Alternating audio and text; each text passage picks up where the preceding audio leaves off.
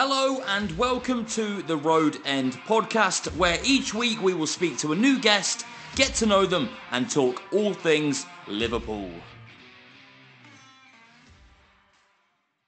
Hello everyone, welcome to the Road End podcast. I'm delighted to say today I'm joined by the face of the cop, Mike Kearney.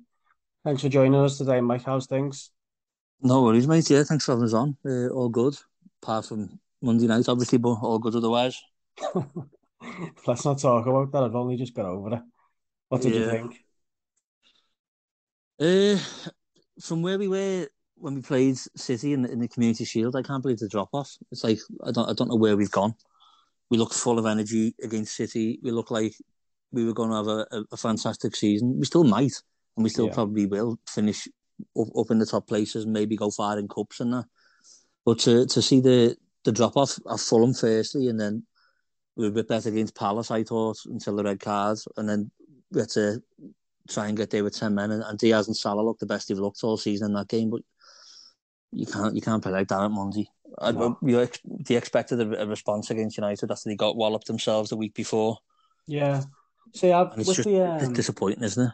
Yeah, with the City one, I think everyone was excited for that after that game, because we look like, oh, here we go. We're ahead of where we need to be.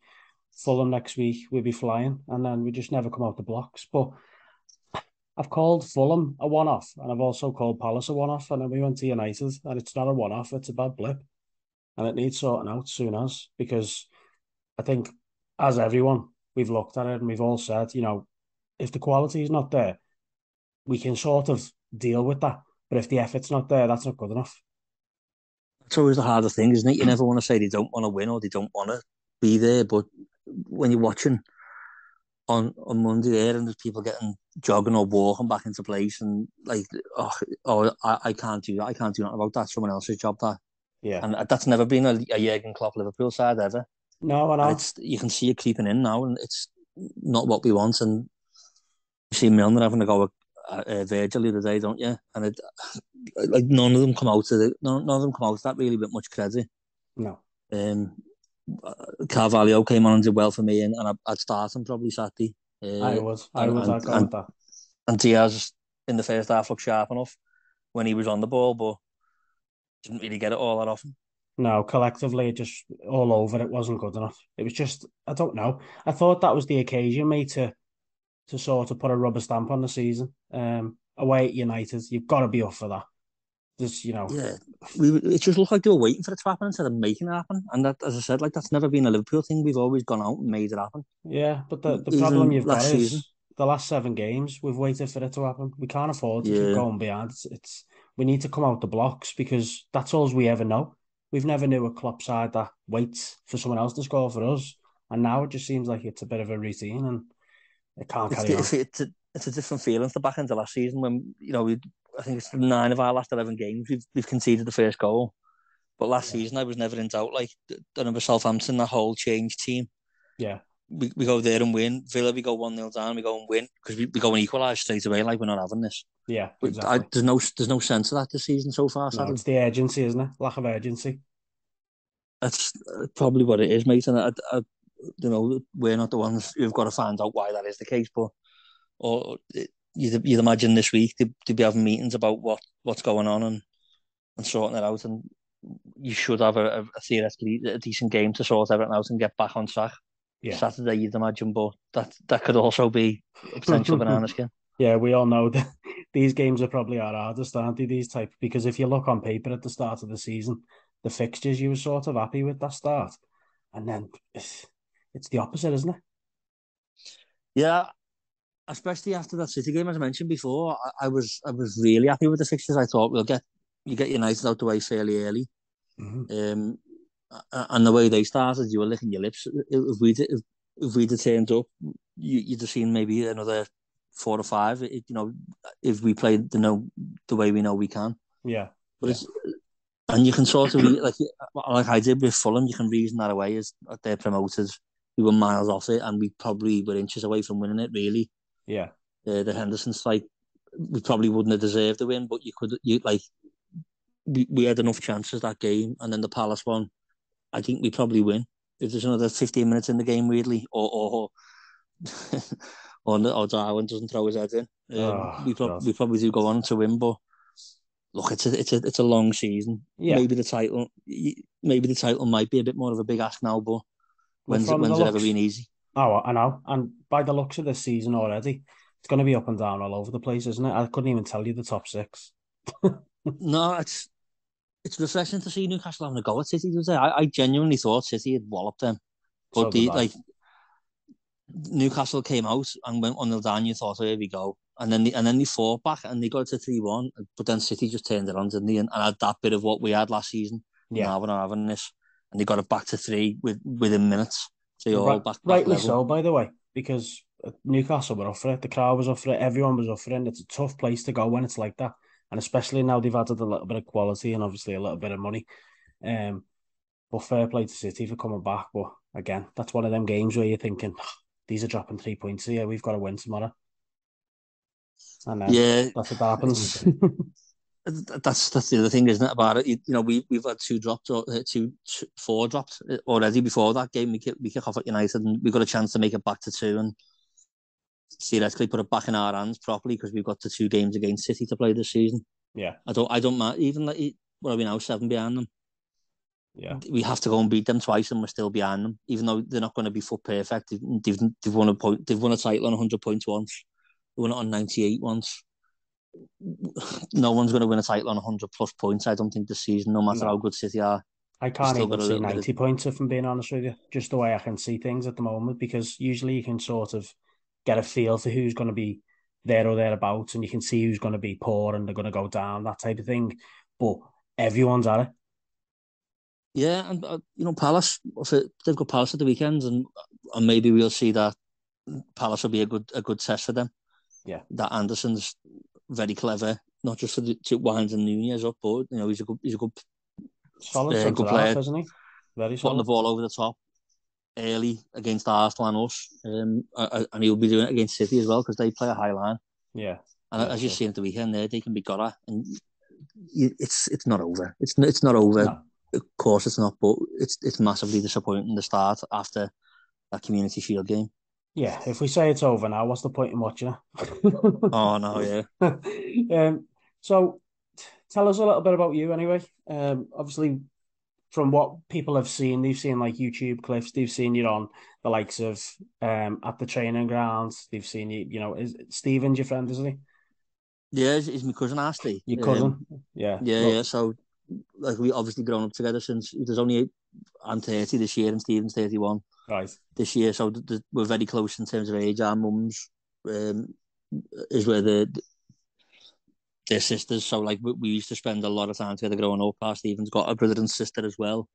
And every weekend we'd have, all the family rounds and stuff like that. So people will say it looks like a really close bond. And to be honest, sometimes it feels more like my brother than my cousin. Yeah.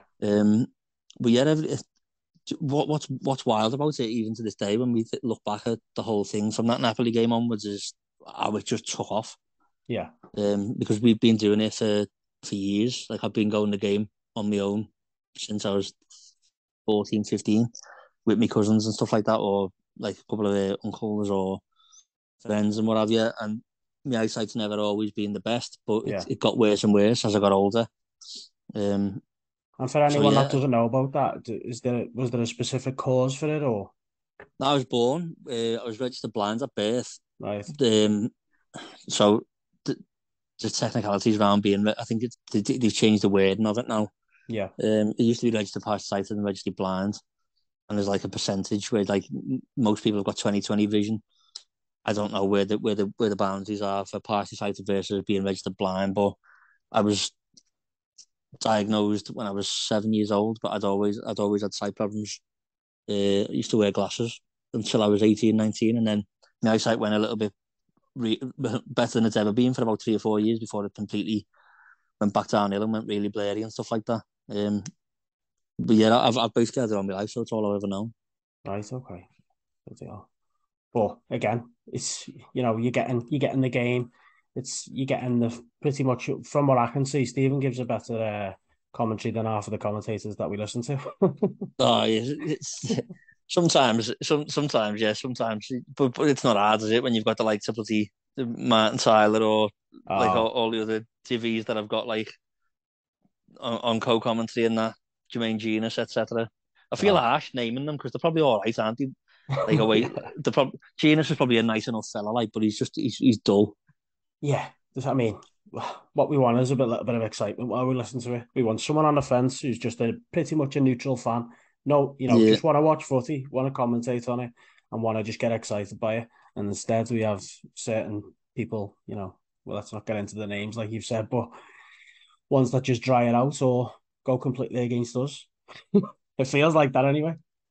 it does. Yeah, when I've got RSD in the ground and that, and from like what I can't see, he tells me obviously. So Yeah. uh, it's probably always got a little bit of, but it's probably always might be a little bit biased. But as I said, I've grown up with RSD, even so we know each other inside out, Yeah. and I know we sort of always had a similar opinion on football. Yeah. So like even when I don't go with RSD and go to the friends and that, they like the people I'll go with, because I've known them for such a while. It's the trust, isn't it? So, Yeah. and I always go back and watch it again when I come home and stuff like that, like everyone does, I suppose. Yeah. That's good. That's well, it's nice to know that so everyone's honest with you. Because Yeah. everyone could just say, "Oh yeah, we're playing quality here, lads." But No, yeah. so the invite to Melwood? How did that come about? Because I mean, I've watched that a couple of times. I'm not gonna lie, the first time I watched it, it got me a little bit overwhelmed. It was brilliant. So I remember that week it happened. We played Napoli on the Tuesday, Yeah, and there's his name's Tony. The two cameramen who got us originally were Tony Martinez and Tony Cerci, yeah, and they work for a Spanish TV company in Florida. right, And we didn't know that so after it all happened, I spoke to them and stuff like that, and they said that they'd seen me and Stephen walking in, and obviously Stephen was guiding me, so yeah, like they said, these brothers, cousins, whatever friends they're coming to the game, and there's headsets available at like Anfield and other football grounds and that, but it's my personal preference not to. I used to use them years ago for checking up now and again, but my personal preference is to do it as has been seen, with I watch whatever I can and ask Stephen fill me in on what I miss. yeah, Um, so that Tuesday, like they'd asked us to do a little bit of an interview at half time. I was like, nah, I'm all right. I didn't know what he was getting at. I didn't know they caught the video and we're going to put it online. I just went, nah, I want to go for a pint because it's match day, isn't it? yeah, I was like, nah, you're all right. Forgot about it. Next day, I woke up to a couple of messages saying, "Is this you? Is this you?" Because Tony had put it on, one of the Tonys had put it on his Twitter, and it had gone mad. yeah. Um, and then I was out with my mum and my goddaughter, and we were having a meal, and my phone was boiling hot because I was just getting tagged in it all over the gaff. So from there, like that was nice enough, and like, oh, that's mad in it. All the comments are lovely and stuff like that. I mean, I still were laughing at it and couldn't believe it. And then the Friday that week, Tony Barrett rings me and said, like Mo had said to him, we need to get him in. What can we do for the lads? What can we get them in? So he asked Tony to get in touch with me, and that's where it all came about. We played United that weekend. And we beat them 3-1. It's the one where Shaqiri comes off the bench and we scored them 2 goals. Oh, what a day. So I knew I was going from the Friday onwards. I couldn't say nothing to no one, obviously. And I was watching that United game thinking, please don't get injured or don't get beat, because it might get called off on the Tuesday after we went in. Yeah, And then from there, it was just so surreal. Like turning up at Melwood, still thinking you were going to go now. We've turned it off, or like, no, it's not happening. But yeah, that's how it all came about. Basically, it came from Mo Salah himself saying, let's get him in and see what we can do. And he didn't have to, and he took the time and effort to do it. So I'll yeah. never not appreciate that. Oh, it's brilliant. Because people don't see that side of things. They just see, obviously, these robots on a pitch week in, week out, and they don't see the stuff that actually goes on outside. Now, for him to recognise that and to obviously invite you in and Yeah, obviously meet the players, meet everyone, talk to you, spend time with you, that's the biggest thing, isn't it? When someone just appreciates you and spends some time and they're actually normal. yeah.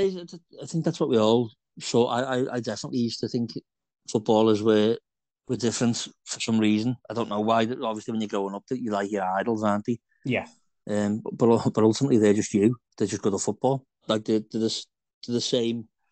You know, they might have different views and stuff like that. And like the world we know, people's views aren't always the same. But they are interested in football like we were when we were kids, and they've grown up wanting to be a footballer and managed it, and they live in our dreams essentially. So Oh, definitely living it's our dreams. it's humbling to see and how nice everyone is, and it's exactly what you want your football club to be like. You don't want them to be rude or divvies or like that. So yeah, we've got a good group of lads there Who's, from when I went who surprised you on that day most? in. So I don't think we were meant to, where we were standing while we were waiting for Salah. We didn't expect Jurgen to come down the stairs from his office. Yeah. Because the camera, we were just standing around talking to the cameraman and that, and they were like, "Yeah, we'll be out in a minute. You get ready, blah blah blah." We had the microphones put on and stuff like that, and just said, "Right, we'll off you go. We'll film you when we film you," sort of thing. Yeah. But they didn't expect Jurgen to come downstairs, so they had to run and get behind the cameras and crack on. And Jurgen was dead sound. Pep Linders as well, and a couple of his others were really nice, and all the players, to be honest. Shaqiri was sound, yeah. He was made up to see us and spent a good 10-15 minutes talking to us, really, just being down to earth, as they all are, to be honest. There's a couple I didn't get to meet because of a couple of injuries at the time. Like, I never met Trent, he went off injured Yeah. in the Napoli game. Joe Gomez broke his leg, or fractured Oh, his yeah. leg in Burnley. That December, a week maybe before, really. And Matip was out, I think, as well. I didn't see Joel, but yeah, I met pretty much everyone. And they were all just dead sound. I couldn't really single one out, but they were all made up to see me in RSD, and it was surreal. Like they're all around our age, aren't they, as well at the same Yeah. time? So I think so. It's like they're just fellas. Well, that's it, innit? At the end of the day, they are. They just, but like you said earlier, we don't really feel like that sometimes because the perception of obviously football is the superstars, aren't they? Yeah, and like I said before, I think it's when you're growing up, you idolise them, don't you? Like Yeah. the Fowler, Owen, Gerrard. I always say now, like when people ask me about it and stuff like that, I love Liverpool. I've always loved Liverpool, but I don't think that would have happened under a different regime or a different group of players. Like I love Gerrard and stuff like that, and he did a lot, and Carragher did a lot for people as well around City, Liverpool, and I'm going into Melbourne maybe and stuff like that. But for a player to reach out like Mo did, Yeah, and I that's don't, that's pure effort, that isn't it? yeah, I mean, I think it could have been Sadio, it could have been Bobby, it could have been anyone on that team. I think they'd have still acted the same way. Probably just it's a proper. I've never felt a closer bond with the team than I do now, and that's not just because I'm speaking from experience of obviously having that happen, Yeah. but it was like beforehand as well. You know, just the stuff with you're seeing them going up to the away ends and stuff like that, and giving kids t-shirts, and even the things after me, which Nivea have been a good part of. Yeah, they've been brilliant, haven't they? Just the stuff with Lee and Sadio last year, the stuff recently just gone last week. Fans of fans, Virgil and that just bouncing the dovey in Liverpool, giving a couple of people, a couple of balls and shirts and spending time with them and that. Yeah, that tiny bit of effort goes a long way. Goes a It long does, way. yeah, it does, and it helps when you've got obviously a nice bunch of players to make it look like it's not forced, because it's not. They genuinely want to spend time with people. Yeah, definitely. So in terms of growing up, obviously you mentioned a little bit about how close you and your Steve were earlier. Um, who was your biggest influence? And that can be, both your personal and probably on the pitch as well. I know that's a Um, tough question, but I've it got is to it is a ask. tough question. You know what? I've never really thought. I had like I live with my mum and my nan, Yeah, and it's often the people who you're surrounded with where you get your values from, and that, isn't it? yeah, So like I think them probably a massive, and they're both Blues as well, weirdly enough. God. But yeah, the like I never really thought about it, to be honest with you. But yeah, my parents, my nan, all my cousins, everyone I was surrounded with really, with Yeah, it the sounds like reason you've why had I a am. close bond, definitely. And obviously, as the years have gone on, as you said, with your eyes sort of, let's say, deteriorating in a way, um, you you couldn't ask for better people around you, could you? No, you can't, mate. Look, I'd have been the same for anyone in the family as well. If the roles were reversed. So that's. I've never really thought about who's my role model. Really, I loved Liverpool and that, obviously, but it What was about on the always pitch then? On the pitch, on the how about that? pitch. Yeah. Who's your idols growing up? Obviously, you've got the Stevie and that, Gerrards. like, Yeah. yeah. I played midfield a lot. And then I dropped back to centre half as well. Even though I'm I'm only as tall as what's his face, the short United centre half. I Martinez. played, yeah. So I played centre half, right back, and centre mid a lot of, and I always used to like have the values of Carragher when Yeah, I was defending. Like you can't stop. You've got to throw your body on the line, stuff like that. Even if it's even like you remember, everyone remembers camping up, don't they, in Istanbul? oh yeah, So, I, I'd always say that. Like, I just wanted to be the heartbeat and be involved, because being involved was always, because I used to play with people who were fully sighted as well for a lot of the time growing up. yeah. It always felt like I was having to prove myself a little bit more. But it was never like I never felt out of place. That's good. I always got my own. I always got involved with goals and assists and what have you. So like I wasn't. I don't know.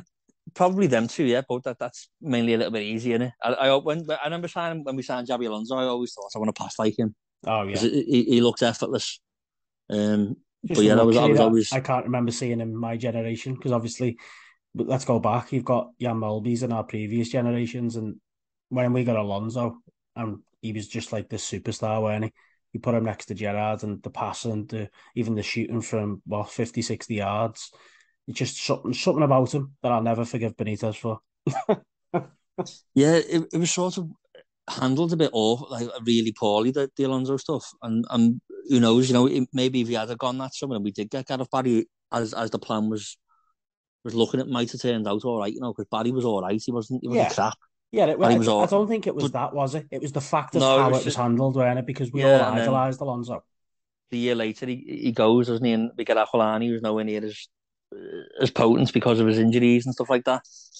And it just felt like a sour end to what was a decent Liverpool career. I mean, sometimes people can look back at Alonso and maybe revel more than mate, because I think he only had like maybe 2 or 3 good seasons, and he was there 5, wasn't he? Yeah, yeah. If And so I can't remember what season it was, but he did have an off season, but it was sort of when all that talk was out.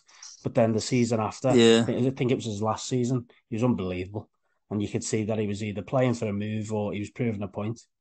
I think And it was to the be 08 fair, 09 where he finished second, weren't it? Where he was one of the yeah, one of the better players. and to be fair to him, you know, yeah, it hasn't worked out bad, has it? No, he's won everything. Won everything, He and he with wanted everyone he's to, been to. yeah, and went back to his home country, didn't he, in Spain, and won everything with Madrid. So Yeah, you fair play. He'll can't. always he'll always be respected and like really really well liked. But yeah, as in for like influences and stuff like that, they're the only ones I can really remember wanting to be like. Oh yeah, I mean, you couldn't have named a better two or three, can you? I think we're all the same, No, especially from Liverpool, the Carragher and the Gerrards. They're going to be the obvious answers, but the yeah, yeah, Alonso one, I'd definitely go with that because that's when I was a teenager. I'm the same. How old are you same mate. now? Yeah, You 30? 30 Yeah, this year. Yeah. I'm 31, and he was my teenage years. I mean, that was like the pinnacle of me, 14, 15 when Alonso was there. Unbelievable.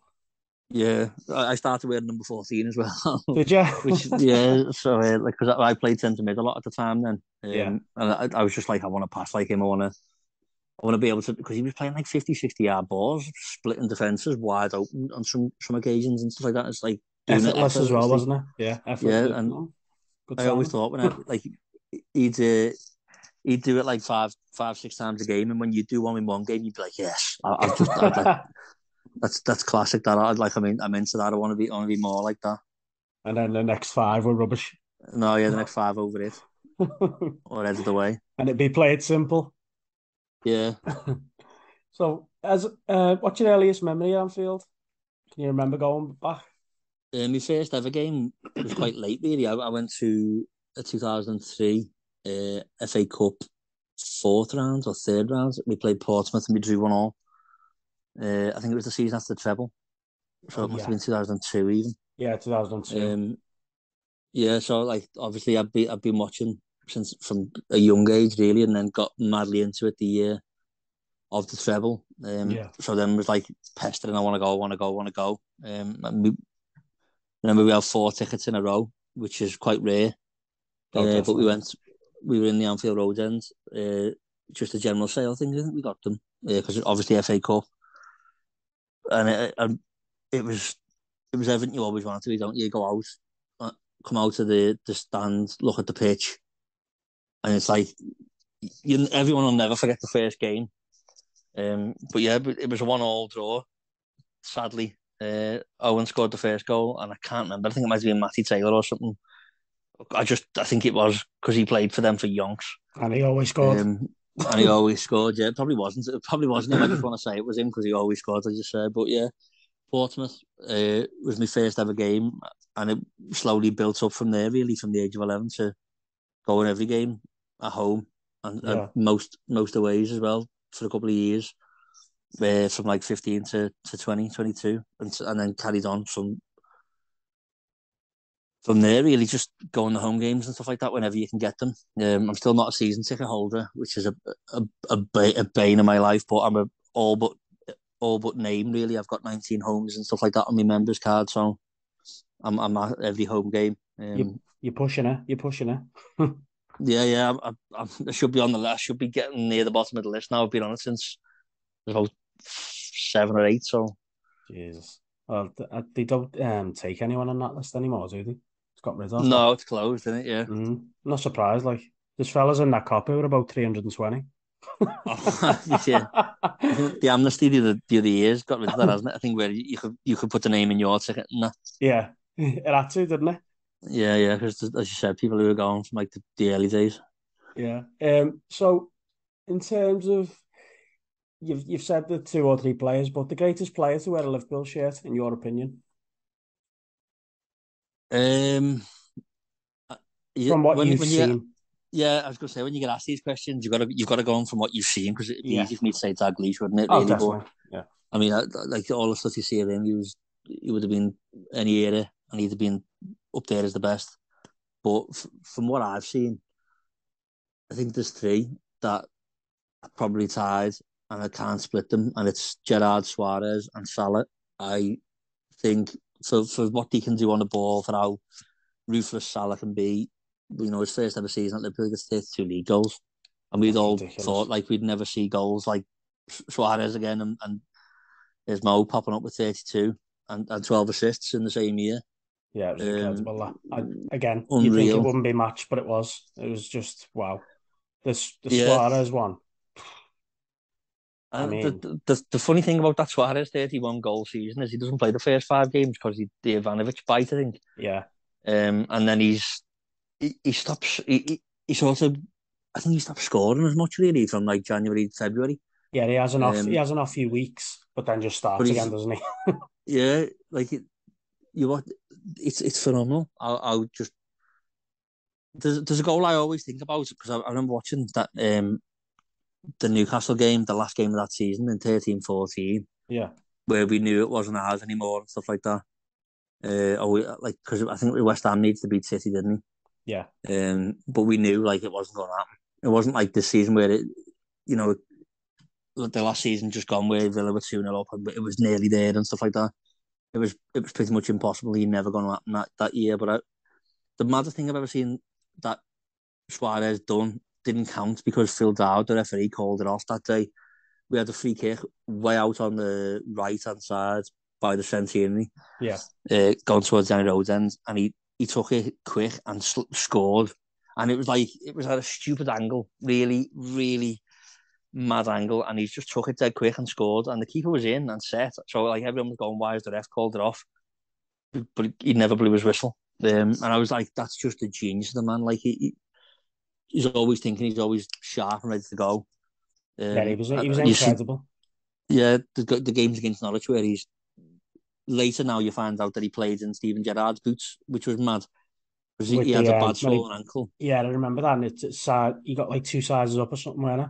Yeah, he wore someone else's boots. I think it might have been Gerrard's. I read something about it. And he played with a bad swollen ankle and scored 4 goals. And one of them was that mad volley from miles out. Just Unbelievable, any. and yeah, just a insatiable for goals. Salah and Suarez. And Gerrard Is Gerrard. is Gerrard. Yeah, like the heartbeat for so many years. The 08-09 season with Torres was phenomenal. The 05-06 season where he's, we were in the FA Cup and he'd not like he had a baby that week and he'd not much had much kip and all that stuff that new parents get along with, and he's cramping up and he scores the goal he does. Like he was all our idols really when we were that age and a bit younger and stuff like that. And I think from what I've seen, all the players in the squad are brilliant, but them three I'd have to say a difference. And maybe Van Dijk, if we go and win a couple of more titles in the next 4 or 5 years towards the end of his year, if you ask me then, he'd be up there as well. We asked our guests to choose their ultimate five-a-side team who they've seen live playing for Liverpool. Let's find out what they said. Who I've seen live, the greatest five-a-side team have to be Alisson in goal, because I reckon he'd be all right out as well. Rushing forward and stuff like that. Sweeper. I go Van Dijk, Gerrard, Suarez and Salah. I don't think there's any surprises there, to be fair. I think that team would be impossible to play against on a five-a-side pitch. It would, and I'll be honest with you, I thought it'd be a lot longer than that because of the players we've had over time, but you've just put it in 30 seconds and it was unbelievable. Yeah, you could have loads of different scenarios, really, but I just thought the ones I've enjoyed watching the most, the ones who are so clearly the best at what they do for a long period of time, I think you can't not have them five from my generations of watching them anyway. No, definitely. And I mean, I don't think anyone would like to come up against that five-a-side, do you?